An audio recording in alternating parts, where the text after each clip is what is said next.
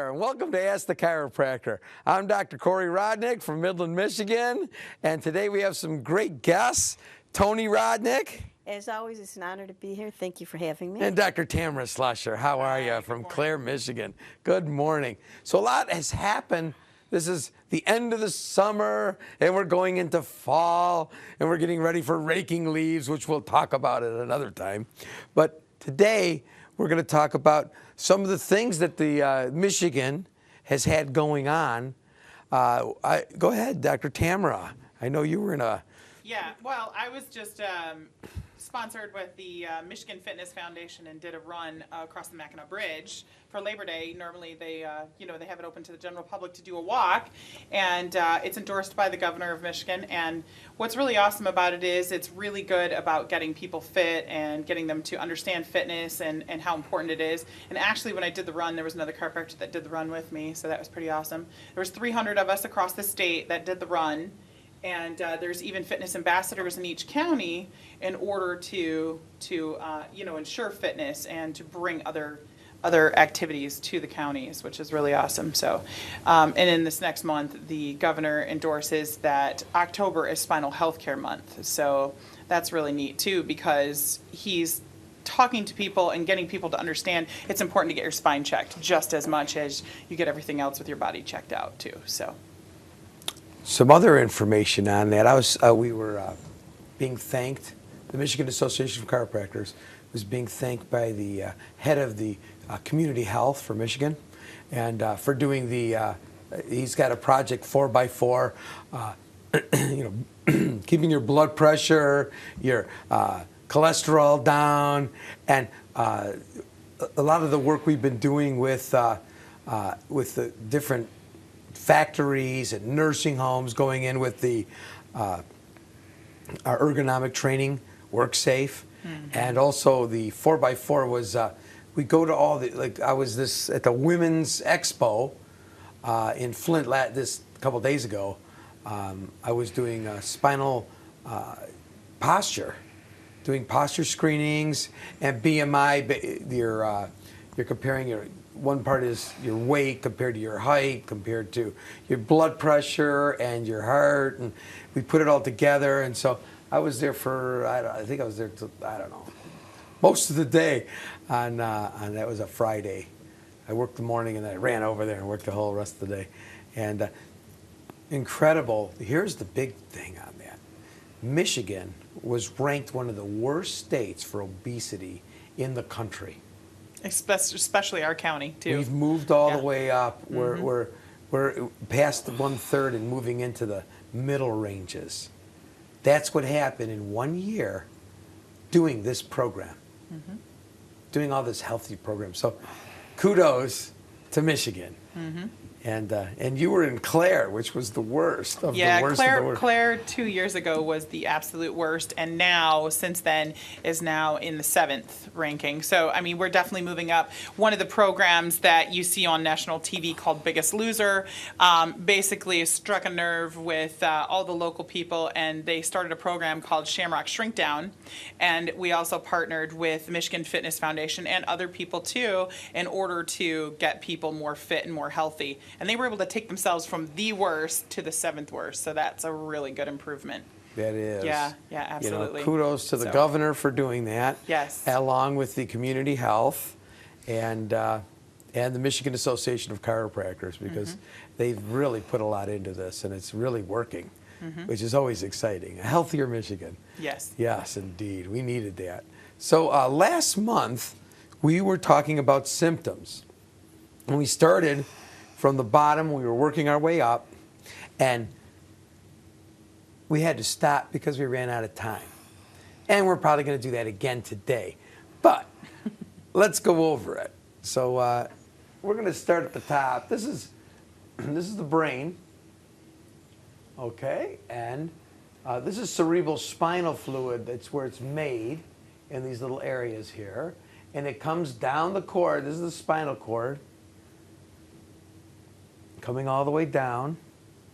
The spinal cord, they call it a little different names down here. But it's also part of the spinal cord. and it's circulating by your sacrum moving like this as you're walking. It pumps the cerebrospinal fluid up, and it's made here and comes back down. And cerebrospinal fluid is the nutritional juice for your spinal cord and brain.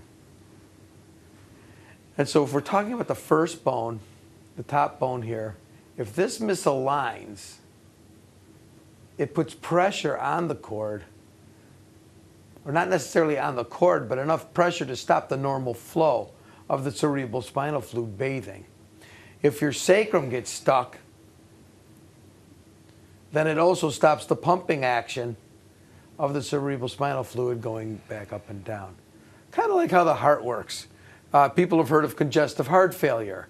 That's when the blood is putting more out than is coming back in. So it starts to pool in the legs and the feet, and not a good situation. Well, the same thing happens here. So chiropractors for the last 100 years are always very concerned, I'd say mostly concerned, with this top bone in the neck and that bottom one, the sacrum. And the reason is because that's what's controlling this whole pumping action. What symptoms might you get, you think, if you're blocking that cerebral spinal fluid pumping action? What might you feel? Some people complain that they feel kind of cloudy and lightheaded and just like in a fog. Absolutely. And that's when spacing, when the fluid starts accumulating on the brain. In different parts could be dizzy. You might get dizzy. And if the pressure gets too high, you can get headaches. I mean, that's what like hydroencephalus in baby is. The pressure gets too high, and the bones are able to expand, and it's expand on hydroencephaly. Hydroencephaly is when the cerebrospinal fluid isn't flowing properly, and it accumulates. It backs up in the head. Yeah. And in babies, the skull's not. So that's a very severe one. Yeah. That's the most severe. Well, death is obviously more severe The than that. skull's not all fused together, so the bones are expanding, so the head enlarges, but it's still putting pressure on the brain and causing all kinds of symptoms and problems, too. It could cause brain damage and mental deficiencies later, too, if it's not taken care of. So this can actually cause hydroencephalitis, if it's at the nth degree. That's what that would be. Mm-hmm. Okay, now, agree. What other wings can you get with that? Let's think of some other ones. There's other symptoms that you don't necessarily have to have pain from.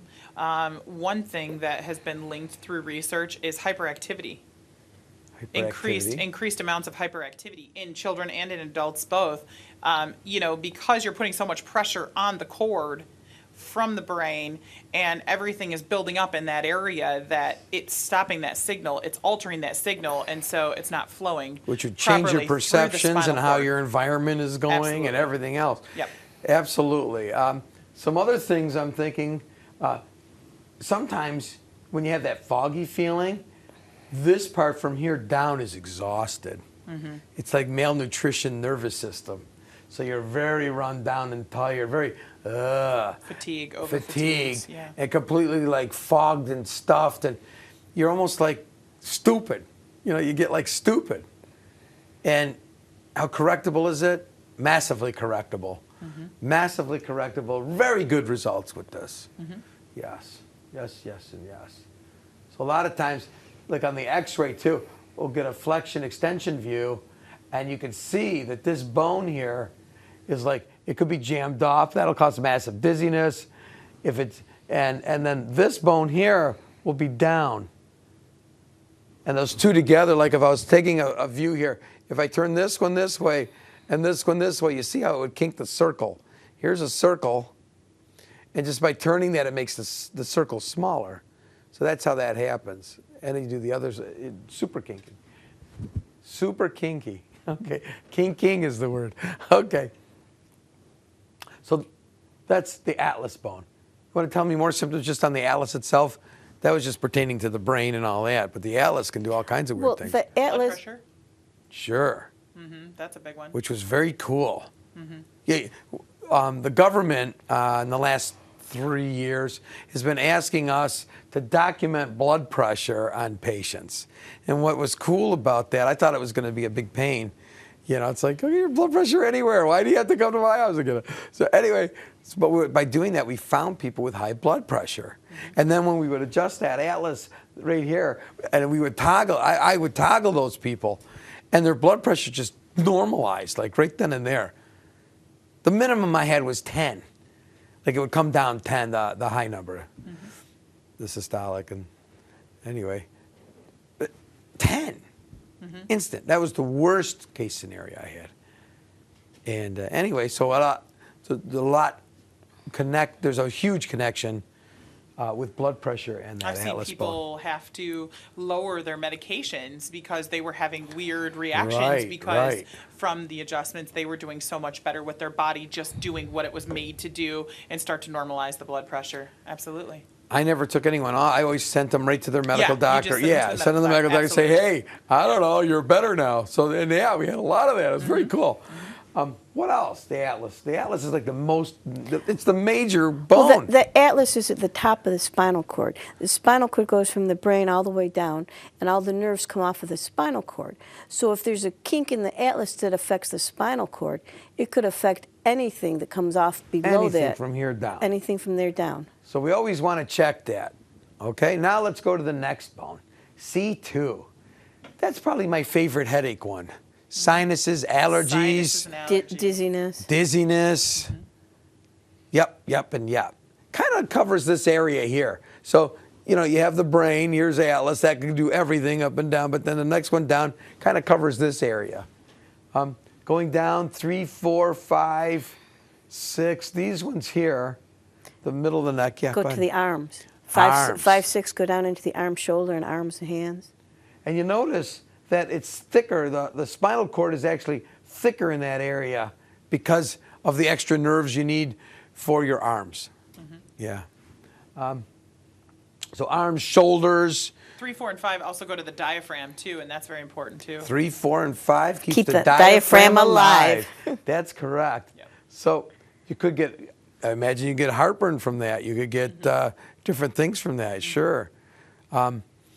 Well, if the diaphragm's not working, you can have breathing problems. You Breathing can end up with problems. asthma, bronchitis, all kinds of Sometimes things. people complain Absolutely. of shortness of breath, those kind of things. Absolutely.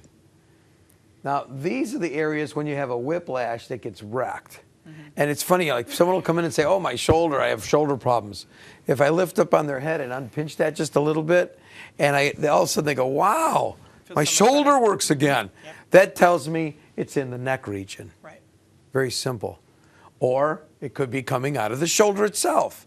So or even the wrist. Let's say you got the wrist. So it could be pinching in this arena.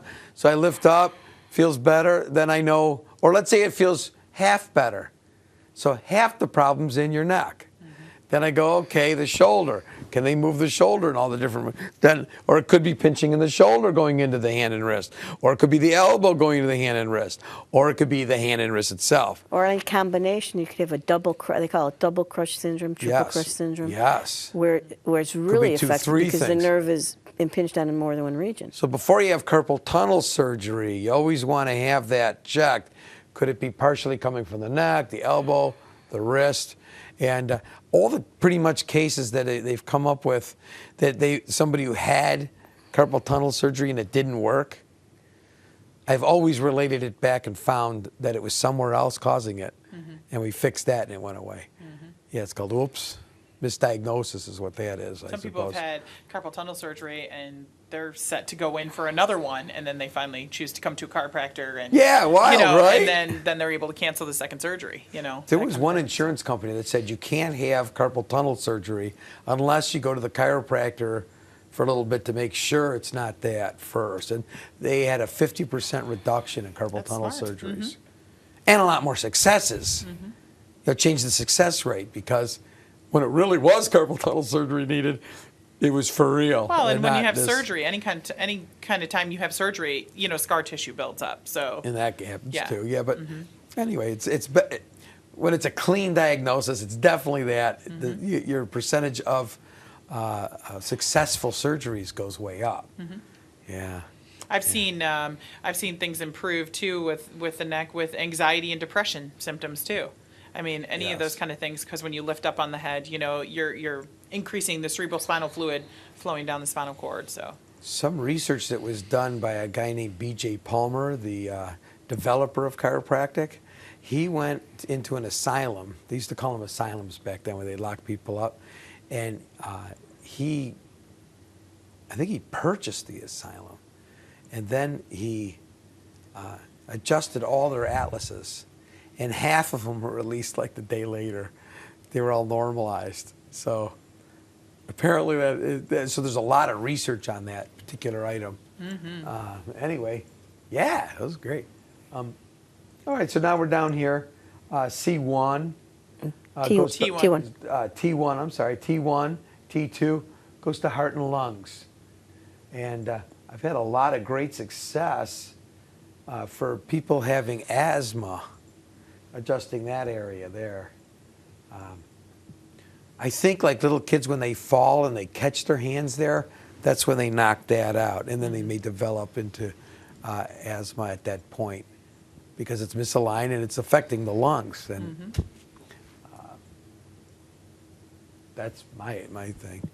I've had some, heart flutters and things like that. Well, any of these ribs that come off of here, I don't have that chart with me, but there's a rib coming across here, and the nerves just wrap around underneath those ribs, and those can go out, and that can also cause a lot of shortness of breath, or it's a sharp stabbing pain a lot of times, but it also causes a lot of breathing problems as well, too.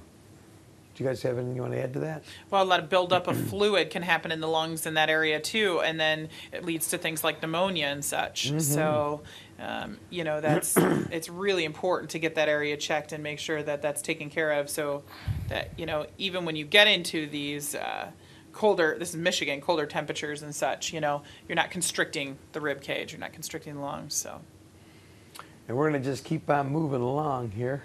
The middle back. My favorite is the 6. It goes to the stomach. T6 here goes to the stomach. And usually when someone has stomach trouble, that's the one I immediately go, okay. It could be partly atlas, it could be partly some of these others, but that's the nerve that actually goes to your stomach. So people with ulcers, people with stomach pains, if that's out and they haven't told me anything, I'm already wondering, how much trouble you've had, in that stomach area. And I'll say, do you have a lot of stomach trouble? And they go, yes. Or they say, no, unless I eat this, or that. Right. And as long as I'm taking my meds, I'm okay. Right. Okay, and I'm like, wow, like, you're screwed up, kiddo, and you don't even have a clue that you are.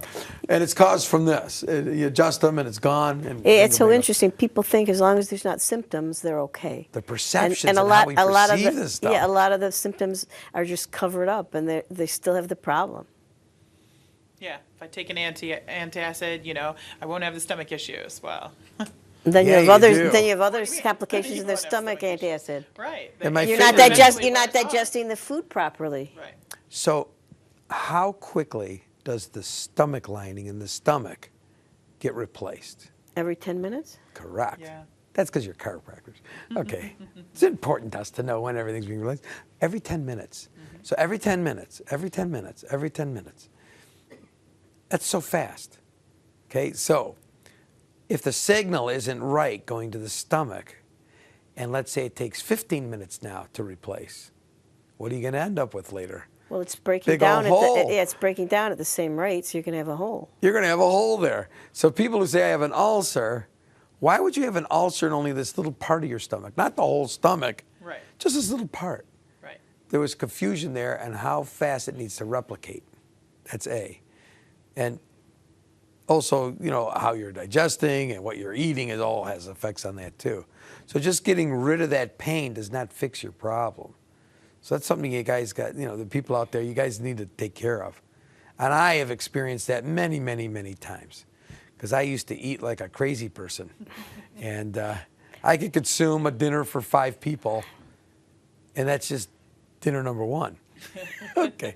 And anyway, I've slowed down. I swear to God. Okay. So that's T6. And adjusting that area, making sure, when I say adjusting, first of all, we have to find out the bone is out of place. Adjusting is what we call when we put it back into place. So if the bone is moved slightly out of place, we move it slightly back in. Ta-da! The body starts functioning normally again. That's the purpose of a chiropractor. Now, like for some of these things, though, you can do exercises, can also help keep it in, eating right, less stress. All these things help. You know, it's not the only thing, but we're here for when it isn't getting better, when it isn't fixing, or if you want to check it after you fell down the stairs, those kinds of things, or a car accident, things like that, that mess it up beyond the point of you fixing it by yourself. You know, because it's like if you have a broken arm, you don't want to leave it broken. You want to like get it lined up again. And we're the ones who fix. That's what we do. Okay. So coming down, let's go over some more. Who's got favorites in here? T12's a favorite. I love T12. T12 goes to the immune system. Oh boy. So Goes to besides the immune other system. places it goes to. It also, the intestines. Oh. And where do we get most of our immune system? Comes in from the stomach and the intestines and all that. Our body's making immune cells all the time. But go ahead, Toni. I interrupted you. Go ahead. Well, so if you're constantly sick and you seem that your immune system's down, before you go and have your tonsils out or do something crazy, have your T12 checked and see if your body functions better once you and you're more resistant to infections once you get your spine That's down here. corrected. And I think now we're getting to the point where we were at our last show. I remember when you were pregnant, I was just in chiropractic college. It was my second year. So the first year was all ologies, histology, embryology, physiology, all the ologies, right? And then the second year, we started learning some more technique, and we started adjusting students and student wives. So she had a bladder infection, and we had a urology clinic there. You know, it was part of our clinic. Just like we have an x-ray machine and all that. So I haul her to it. And we're checking the urine, and there's bacteria in, well, first we went to her medical doctor who said, you have a bladder infection and you're gonna, can't give you any medications because you're pregnant. So I go down to the urology department in the clinic, and we're checking the urine. I could see the bacteria, and he had the kind of microscopes where it was a learning center. So, you know, one's for me to look in, and one's for him to look in, and for you two. And we were all looking, and because there's all these different scopes going into this one thing, and you could see the bacteria and everything. And then he says, why don't you go adjust her T12 or TL1, T12, right in there, something's not right, check it. And I said, I don't know anything, I never heard of this, because I didn't know anything about chiropractic. I was like so lame. Anyway, you know, super medical guy. You know, I was very medically oriented at the time. And I'm like, I remember doing that even after he told me that. I went, but I checked her. Anyway, so I checked it, and sure enough, it's out of place. And we adjusted it, and then every time she had to have a urine, number one, I would collect that. We would collect it, and I would take it back to the lab. And it was unbelievable. In a 3-day period of time, it wasn't even that, it was like 2 days. But the first day you have bacteria, then after that adjustment, white blood cells went in there and just was mopping it all up. And so there was bacteria and white blood cells. It was like a crazy lunatic party. And then later there was more white blood cells and less bacteria. And then there was the white blood cells and no bacteria, and then none. You know, that started going away. Because you're not supposed to have white blood cells floating around in there either. So, and then they cleared up. And that was in about a 2.5-day period of time. Oh my God, it was unbelievable. And at that time, medically, they had nothing that would fix that with medication. That it was all take 10 days, using like sulfa drugs and, you know, antibiotics and things like that. But whatever, it was very cool.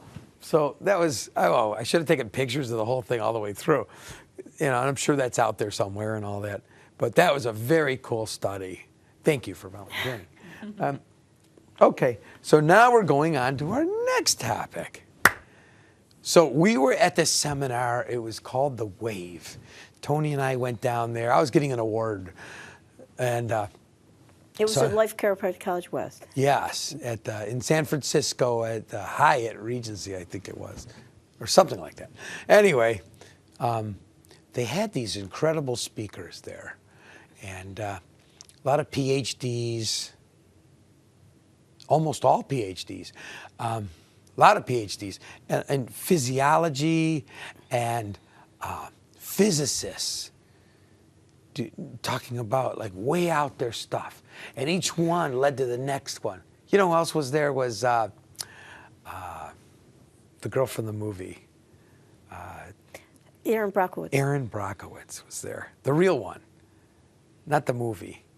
She was delightful, wonderful, very smart, very sharp. So she was autistic. That's why she would remember all these phone numbers and stuff. Wow. You know, but in school, she had trouble in school. She mentioned something about, oh, we're settling that case in Midland. I go, I'm from Midland. Oh, like I don't even know what case they're talking about. But anyway, so I got my picture with her. It was fun. We had a good time. She was very delightful, and a little rednecky. You know, she's got a southern accent, kind of, you know, with a little drawl. But anyway, going back to the physicists. So we had people with talking about nuclear. There was a guy who's been to every nuclear accident in the world. He's worked on each one of them, and he's giving us reports, and not a good thing, apparently. And it's pretty dangerous because it's going to last a long time, like thousands of years. Who knew? Okay. Who knew? We knew. Okay, so not a good idea. And then we had, you can name some of the guys who were from the chiropractors. There were several chiropractors who were brilliant. Was there Joe Dispenza there? Yes. And Patch and Tempo? Yes. So I went to school with Patch and Tempo, and anyway, he was a maniac. I'm a maniac. Anyway, a couple of maniacs. And there was, anyway, so when they started talking about perceptions and how you perceive things and how you look at, like I remember hearing reports that the Indians, when Columbus landed, couldn't see the ship. They just couldn't see it. They knew something was there, but they couldn't see the ship. So the shaman, the head guy there, they had him come look at it, and he sees the waves. He's watching the waves hit something in the water. And then the ship appeared, because they'd never seen a ship like that. They had canoes, but not a ship. So they never saw anything like that. So once he saw it, then everybody else saw it. So it's like you say, what are we not seeing?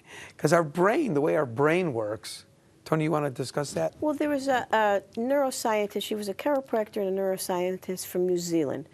She was born in New Zealand. I think she was raised in Norway, Dr. Harvack. And she's doing research on how chiropractic affects the brain and brain perception. So she was talking about we all live in a matrix because we don't all perceive reality the way it is.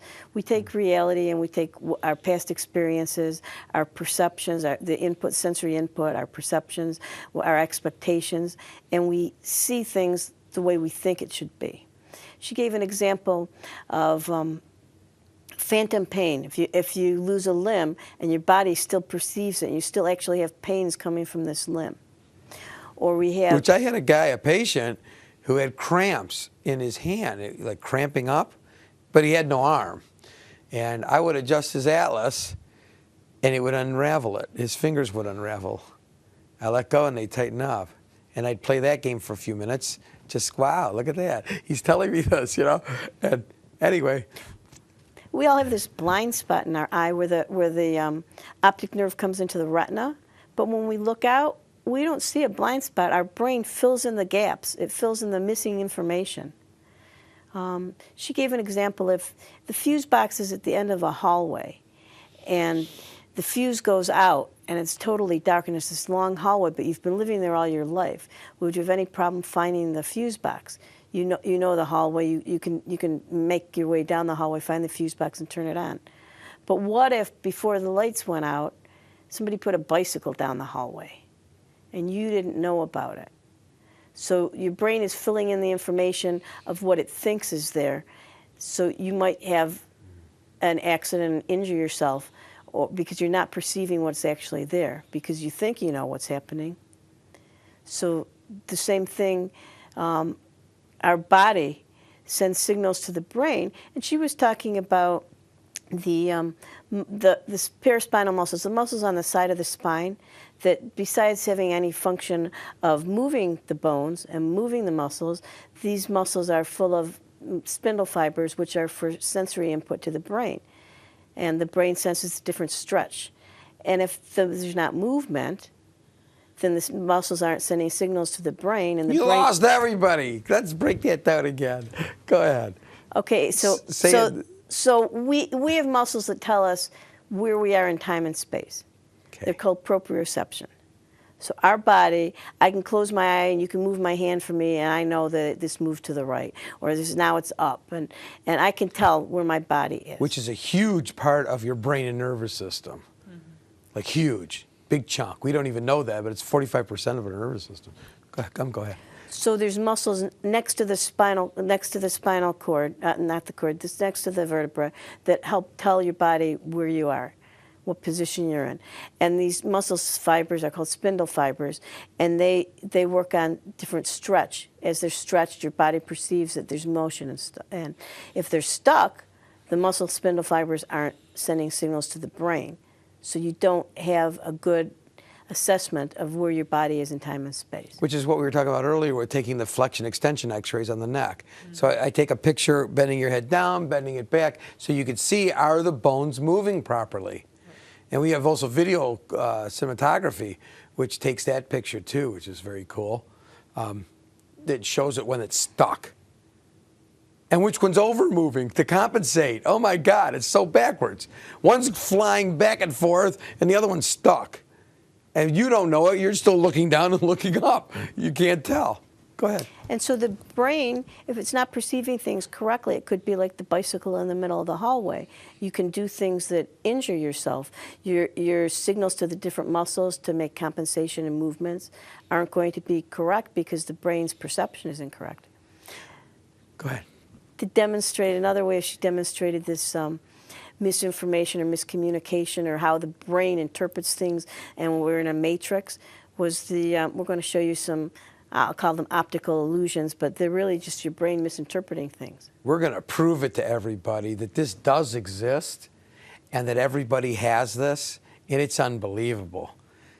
We think we're all together and all that, but watch this. We're going to prove to you that what you perceive and what you think is happening is not always the case. Okay, so here we see the first one is we're looking at which is darker, the top cube or the bottom one. And it looks like the top one is darker, but in reality, they're actually the same color. And I know you're not going to believe it. We're going to put a mask over it so you can actually see. But the brain looks at that dark section and the light section in the middle, and it makes it look like the top section is illuminated and the bottom section is shadow. So if our brain sees it as being illuminated, then it must be darker in order to be illuminated. And here the same thing, our brain perceives the top section is illuminated and the bottom section is in shadow. So if we're looking at the center square of the bottom one, it's orange, and the center square of the top one is brown. But in reality, they're both the same color. Our brain is just interpreting it based on the information from the surrounding colors, and it looks orange and it looks brown, but here we're going to put the mask on it, and you'll see it's actually, they're both the same color. They're both brown. That's just unbelievable. Yeah. It really throws you that, you think what you think is see. So what is reality? So here's another one, and it looks like the one on the left is illuminated by a red light, and the one on the right is illuminated by a green-blue light. So if we're looking at, there's two squares with dots in it, and one looks green, the one on the left in the reds, and one looks tan or orange. And in reality, they're both the same color. So what we perceive is what we have learned in the past, our educated mind working. Oh, here's another one. This is the one that got me. So there's two. This one is in her book. There's a cube and a B square, and they're both the same color. So one looks lighter white, and one looks darker. And they're here's both the the same mask, and you color. can see they're the same color. Again, our mind is thinking some is in shadow and some is illuminated, but in reality, they're the same color, and we perceive it differently. So we're living in this matrix. Everybody sees things based on their experiences, their input. So if our body isn't getting good signals from the sensory input, which is not just the five senses, it's also, like we were talking, proprioception, and our body interprets temperature and blood pressure and all kinds of things. And if the brain's not getting the right information or interpreting it differently, then the output from its interpretation might not be the best thing, might cause injury or harm to us. So she's doing research that shows that when you adjust the different bones of the vertebra and the spine, the signals to the brain's interpretation, the output is totally different. For me, the perfect example of that is allergies. Mm-hmm. You have people with allergies, and they're allergic to this. That's your body reacting abnormally to something normal. Because we're all exposed to the same thing. We're all exposed to the same toxins in the environment. We're all exposed to the same pollen and dander and all those different kinds of things. Why does my body react differently than your body? It's actually a normal reaction to irritating substances. Like if you have smoke, your eyes should water. You want the mucus to clear out your lungs. But in pollen, it's not a dangerous situation. It's not an irritating situation. And so, yeah, why is her body reacting differently than your body? Why is my body reacting to this pollen and thinking it's smoke? Mm-hmm. Obviously, there's a proprioception problem there. And neurologically, it's very neat.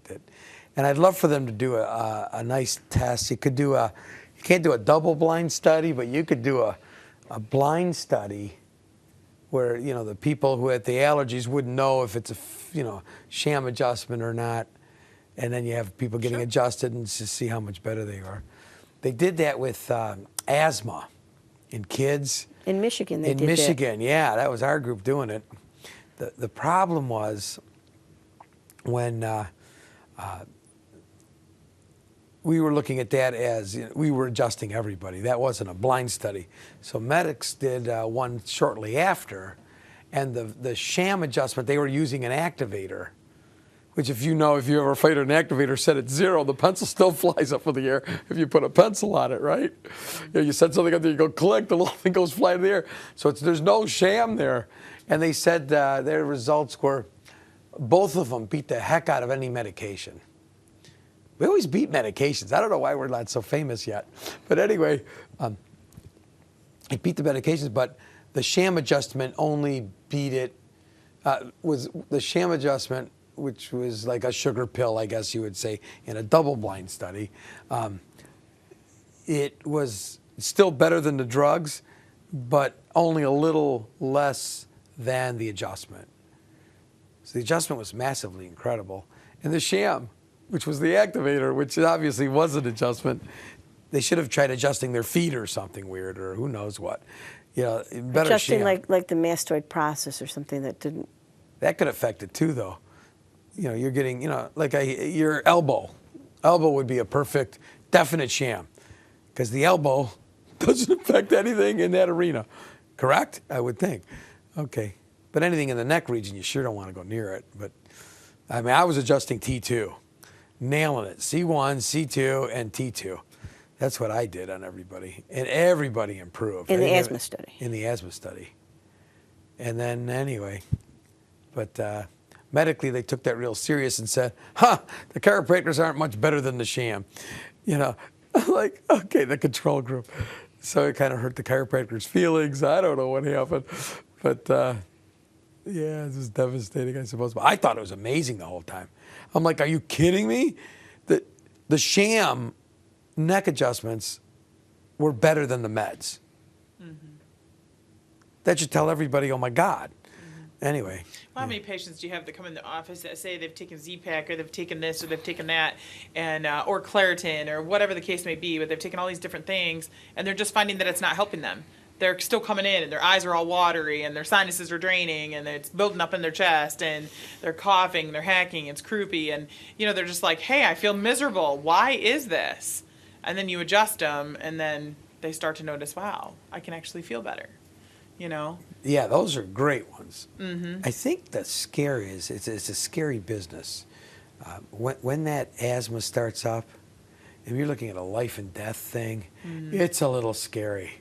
And I mean, getting adjusted to correct the problem is great, but at that critical moment, I think, it's a little scary. So sometimes I look at it as an emergency, get that done, and then we'll adjust them. They got to go in for the puffers and the inhalers and all this other Nebulizers crap. But and not to such, stay on it forever. That's not a Right. solution at all. Right. Okay, and I think on their end, I hear, this is what I hear. I'm not a medical doctor, but what I hear from the patients is, they said they'll hopefully outgrow it, is what they say, Right. which is like scoliosis. Hopefully they'll outgrow it. That's like insane to me. Why would you do there's pebble in your shoe? Well, hopefully it'll clear up after a while. It'll wear down. It'll wear down. Are you kidding me? Take the damn pebble out of there or fix the thing. Scoliosis, fix your spine while you're young. Oh Find my the God. cause instead Takes of- years to fix it when they're older for Find me. the cause instead of cover up the symptoms. Absolutely. And it's like, when they're little kids, oh my God, it's so easy to fix that when they're 3, 4 years old. They don't even look for it when they're 3, 4 years old, unless it's some weird deformed thing. Right. How about those head peanut babies? What would they turn into? The ones with the caved in head on one side? Holy cow. With an adjustment, I watched their skull, in 2 days, it's all back to normal. Unbelievable. That's just unbelievable. Anyway, because the kid's head's like this, so the eyes are crooked, so the skull starts to change to level the eyeballs. So they end up with a little weird, an 8 on one side of their head, and the other side's round. Anyway, we've all seen them, right? Am I the only one who sees that? Anyway, it's pretty dramatic when I see it. I go nuts. They go, I can't move my back. I go, heck with you with your back. Look at you, what you're doing to your kid. Anyway, I get a little excited there, don't I? Anyway, it's amazing, this whole proprioception thing. And then there were all these other guys out there, too. It's like, wow, one after another. And the conductor guy. They had the conductor, what was he? Of the Boston Symphony Orchestra. And he's a teacher, so he's used music to educate us on things. He totally took command. He says, this job, I'm the leader. Period. I'm the leader. You're all going to listen to me. And he orchestrated this audience of, what do we have, about 2,000 people there? Maybe only 1,200 or something, I don't know. But he got us all doing it. And then he taught us, different things. And then he says, now you guys conduct. And anyway, it was incredible people. And it makes you think outside the box. It was the whole idea of the whole thing is, let's think outside the box. Quit doing what we're doing now, because what we're doing now worked for a while, but it really isn't working as far as future goes and what we're going to be doing and all this kind of stuff. And one thing that, who was it that did the clicky things? Metrodomes. I think, was that Joe Dispenza? I think so. Not sure. There was another guy. He started off these metronomes all So cool. uncoordinated. So they all click, right? They go click, click, click, click, click. Yeah. We've seen them on pianos, right? And he's showing that. Go ahead, you can tell it. So he started them different, so they're all going at different rates. And then they all somehow coordinate. Okay, so people coordinate, we all can march the same thing, same speed. So they were all set at different times. So here's 4 of them. And he didn't go, all together, click, click, click. He would go bump, bump, bump, bump, and they go click, click, click, click, click, click, click, click, click, click. And they're all clicking and rows and rows and rows. And it's so funny. And a few of them start getting together. Then a few more got together. Then the whole crowd. And then there's always one that resists the change. It's clicking the whole, what was it, 15 rows and 15 across, and they're all going like this, and the other one's still going opposite. And then finally it switched. I don't know how it happened. And he was saying that certain activities we do could make our thinking more cohesive, more coordinated. Like meditation takes all the straight thinking and it's all coordinated, just like the metronomes too. And they were measuring the brain waves too. So when you're thinking like this compared to when you're thinking like this and how it affects your brain. And we're talking alpha and delta and beta, different types of wavelengths and which ones you want and how you think differently with different wavelengths. And so they're measuring them while they're doing it. So they're showing the meditation person and here's theirs and how it's connecting up to the body. So they were doing, what was it, EEGs, that was what they were using. So they're doing EEGs, they're hooking everybody up to all this stuff and having them do different things and showing this person's going to have this kind of sleep and this kind of rest, which sleep is massively important. You can go on, oh no, how would you get that? There's some movies out, documentaries on sleep right now. Fantastic. What were they called? Do you remember? Oh, we saw them together. It was so great. We saw it on the airplane going from there. Yes. It was called something time. Anyway, we'll figure that out for next time. And it was incredible that they had a person who was only getting 3 hours sleep a night, who was getting 8 hours sleep a night. And on the 6th day, they had to cut it out because he was having heart trouble. And he started getting diabetes and other problems too. Oh my God, he was getting all these problems. So they're checking him the whole time. They're keeping him up. And he's saying, after a while, he's saying, I'm kind of like not totally together. His karate, he's in karate, right? So he's a black belt in karate. So they're showing him beforehand, and they're showing him like 5-6 days in. And his karate teacher came down to, you don't want to be doing this. And they did driving tests. Oh, God. His reflexes were slowed down just by sleep deprivation. So huge part. So you got this is the same thing we've been telling everybody forever. And they also said that he had like mini sleeps when he didn't even know he was sleeping. Little short, while he's awake. Yeah, while he's awake, short bursts. I've had 3 of them while we're doing the show. Which is really dangerous when you're doing something like driving. Correct. That's what they were saying in driving. There's a lot of link between sleep apnea and people getting behind the wheel and having difficulty because even though it's not narcolepsy and they're not falling asleep at the wheel, their eyes are wide open, but yet they're still, the brain They're is having still sleep shutting down. phases, yeah. Everybody who's got a driver's license remembers driver's training. And these were the kind of tests they were doing, like parallel parking, that kind of stuff. Well, his thing, and I just got my motorcycle license, so I'm driving, and we had to like dodge out of the way of a truck that stalled, or the guy would go like this, and we had to stop immediately. How much time it took you to stop and things like that. We were graded on that, and then you go take the state test. But anyway, so this guy, he's driving, and as he's getting, 3-4 days in, all of a sudden he's running over the baby carriage. He's running into the fake baby carriage. It was a real baby carriage, but anyway, the things that were posed as this is going to be a car in your way. And also the cones go flying in the air. Obviously, it was devastating. So I think we're getting close to the end here. I don't know how much time we have, but we want to talk a little bit about fall coming up, and we're going to start raking like crazy out there. My office gets flooded with you low back, crazy raking people. And mid-back people, and the too. mid-back stabbing, sharp pain in my rib cage ones. So let's see what we could do about talking about that and maybe preventing some of these injuries. Cleaning up around the house. Dr. Tamara, yeah, go ahead. I'm sorry. When you reach, it makes your scapula, the shoulder blades, move away from the spine and don't protect it the same. So when you're reaching and pulling, the little muscles along the spine, they're really thin muscles like the size of a finger. They are easily torn. So you're reaching and pulling, and you're hurting these muscles, and then the vertebrae aren't held in place properly, and you can be subluxated, which is what we fix. So you don't want to reach and pull. You want to keep your elbows next to your body so that your scapula don't move out of the way. So you can move your feet. You can stand up and move your feet, walk around, protect your spine. Don't reach and pull. Keeping those elbows in.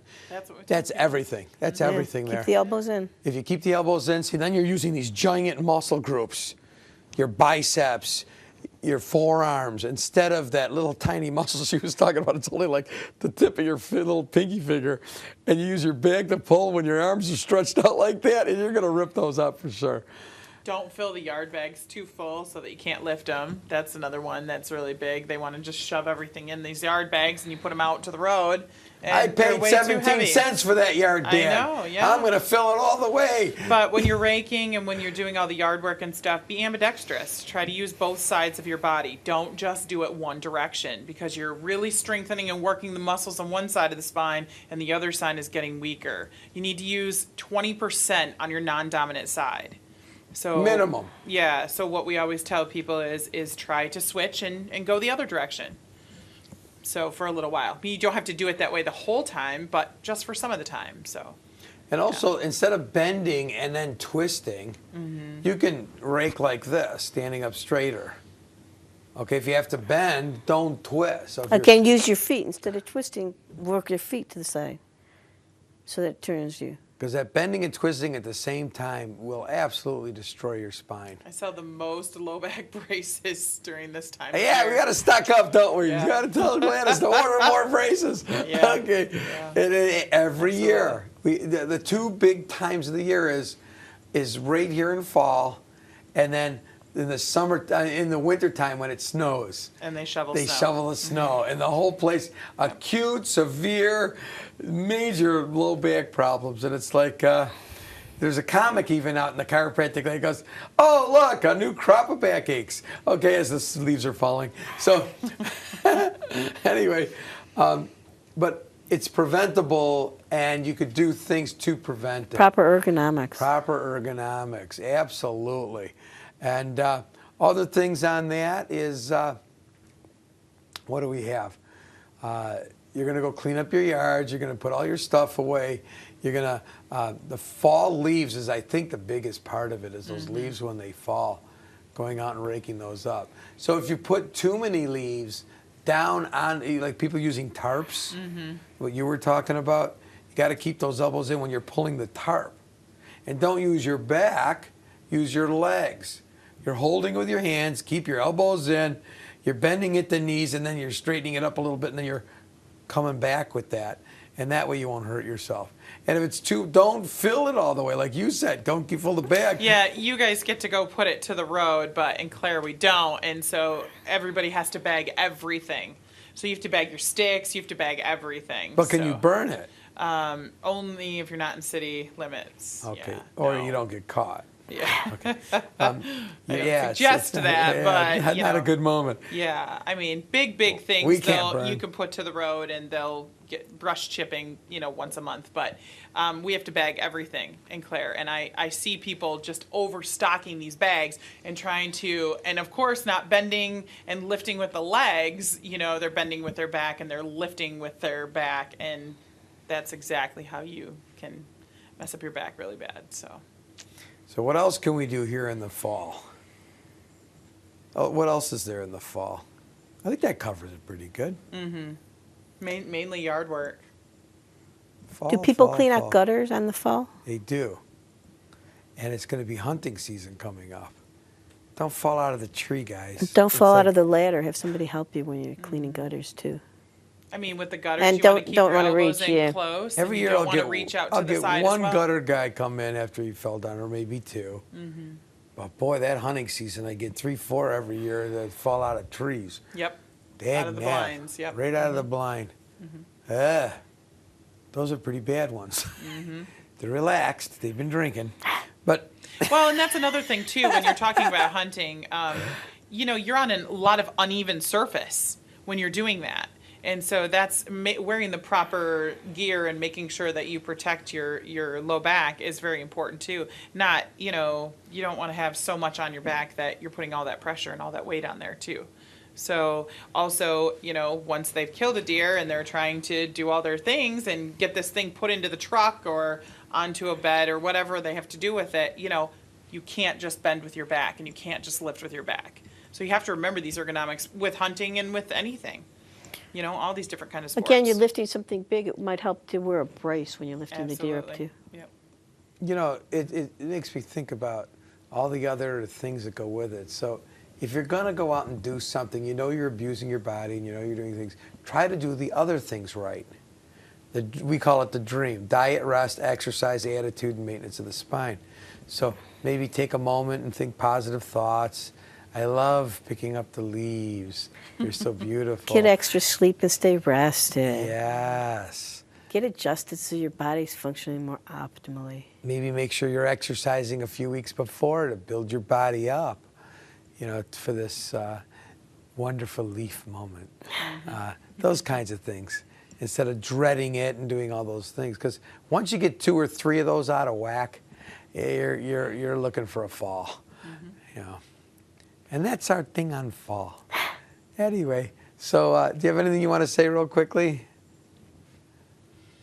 There's one thing I wanted to say that bothered me. I didn't say it. Was on that with the little kids with the if they fall and start getting asthma and stuff. Sometimes you can get that in by just having your thumbs on your shoulders and playing this game. We're flying away. We're a duck and we're flying away, and that might line that up a little bit afterwards. But once it's stuck out of place, and if you ever learn how to feel that a little bit, boy, you can check your kids and know right away. I want to add that those optical illusions or those perception things we found in this book called The Human Brain Introduction to Its Functional Anatomy by John Nolte. So And that if other you want to book. look it up. Where's the other book? And the other book by Dr. Harvack, the neuroscientist, PhD chiropractor, is called The Reality Check by Heidi Harvack. Very cool. I think we should also add, too, that because the upcoming month is going to be Spinal Health Care Month, endorsed by the governor, that if you haven't been checked by a chiropractor, you should consider going in and getting checked by a chiropractor. And we're doing a shindig on Chiropractic's birthday. Absolutely. So you can come in for free checks then, and I'm doing all kinds of free stuff for Most that. Just get checked. chiropractors across the state are definitely Correct. doing that across the nation. Yes. So. Well, we'll see you next month at Ask the Chiropractor. It's been great, a lot of fun. I hope we all learned something. I know I did. And it's been a great day. Thanks.